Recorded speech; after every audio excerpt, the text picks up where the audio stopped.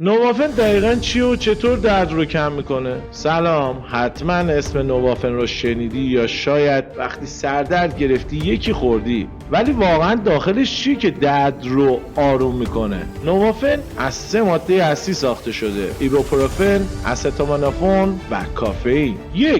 ایبوپروفن کارش اینه که التهاب بدن رو کم کنه. وقتی بدن دچار التهاب یا درد میشه، موادی به نام پروستاگلاندین ها ترشح میشن که باعث درد و تب میشن. ایبوپروفن هم جلوی ساخته شدن همین مواد رو میگیره. نتیجه درد، تب و التهاب کمتر. دومی استامینوفن.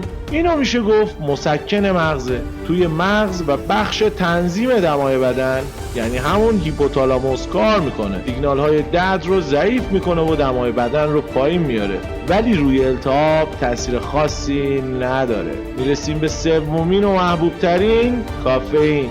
همون ماده ایه که توی قهوه است. باعث میشه جریان خون مغز بیشتر بشه، احساس خواب‌آلودگی کمتر شه و مهمتر از همه کمک میکنه 2 داروی قبلی سریعتر و قویتر عمل کنه. خلاصه نوافن از 3 جهت حمله میکنه. ایبوپروفن درد و التهاب رو کم میکنه، استامینوفن سیگنال درد رو در مغز مهار میکنه و کافئین هم قدرت این دو رو بالا میبره. اما حواست باشه، زیاد خوردنش میتونه به معده یا کبد آسیب بزنه. از همیشه با احتیاط و طبق نظر پزشک مصرفش کن.